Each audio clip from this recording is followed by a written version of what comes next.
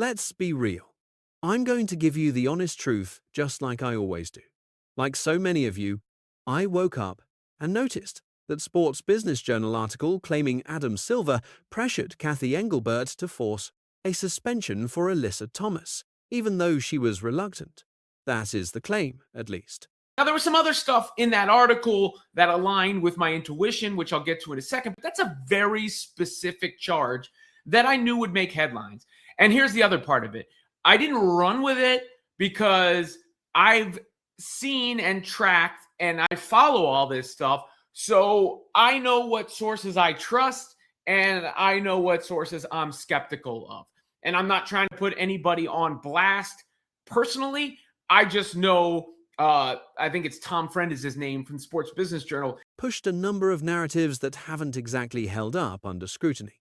Remember that whole nonsense about Caitlin Clark supposedly skipping the All-Star three-point contest. That originated from that same place. And she called it BS or nonsense or whatever she said. On top of that, that outlet has consistently put out the stories around Caitlin Clark and Unrivaled and that being close to done. Now, I don't know what the negotiations were behind the scenes, but she never wound up playing with Unrivaled. I remember there being something around the CBA that I looked at side-eyed as well. So because of that, I reached out to the league to ask, if they had a comment on that charge and that story and that report.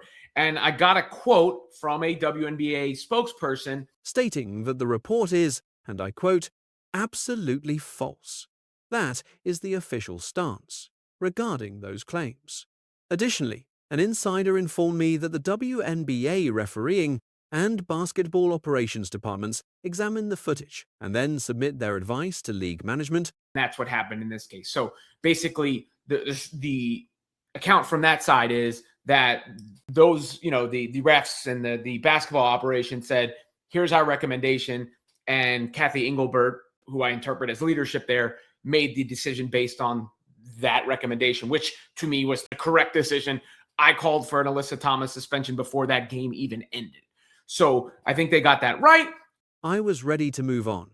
It seems no one else is. Anyway, that is what I was told regarding the matter. They are outright denying the story as fabricated. How you interpret all of this is entirely up to you. My own perspective is clear. I've said it countless times. I believe Engelbert and the league could and should do a better job of getting out in front of this stuff, being direct, telling the truth, and painting the real narrative around the league, rather than worrying about what people might say on social media or people getting upset or pretended to be offended or, the activist assholes out there online. I wouldn't waste a second on them because, as I've stated countless times, that isn't reality. And I've certainly developed the impression, and to be clear, this is just a hunch. I have no insider intelligence. This is just like, it does feel like there's a hesitancy to credit Caitlin Clark too much or whatever for fear of backlash. Obviously, you've got all the other stuff that's been swirling in recent days. And I continue to say this, and I'll say it over and over and over again. Social media is not real life. Concrete results speak with undeniable authority. They are impossible to misinterpret. They shouldn't be anyway. It's baffling to see a league permit its public image to be dictated by the most toxic fringe elements online, despite clear evidence like the Fever Aces game on July 12th, which pulled an average of 2.64 million viewers on NBC and Peacock, marking the highest-rated WNBA regular season Sunday broadcast since 1998. So, that speaks for itself. It speaks loud. So does the CBA with the biggest pay raise in the history of sports. So does the franchise valuations. The Connecticut Sun going for $300 million or whatever it was. So does the attendance. So do the ratings. So do, any way you could say this is a popular, thriving league where people in the arenas are cheering and they're not dipping their toes into the garbage and the nonsense, which is why Adam Silver on record. The WNBA currently stands. Under her direction over the past several years, we have achieved incredible growth. Kathy continues to do a fantastic job advancing the league, and that assessment is objectively true. However, the point of debate is whether she is performing effectively as the primary face of the organization when it comes to managing public relations. Look at the Dan Patrick incident from last week. I actually spoke with someone from his Staff on Saturday at the Jay-Z concert, and they were definitely frustrated by how that went down because they promoted the interview, they waited around for the interview, and then it didn't happen. Now, you can make the case that letting this stuff go away is better than giving it life, but I think, meeting it head on is better, and setting the record straight is better, and not allowing that narrative to be shaped is better. My media colleagues seem to perpetuate and amplify many of these negative storylines, even when I suspect they should know better. Honestly, if I were the commissioner, I wouldn't hesitate to acknowledge Caitlin Clark's superstar status. We celebrate Caitlin Clark. She's been the catalyst for all of this. She doesn't deserve any unfair treatment.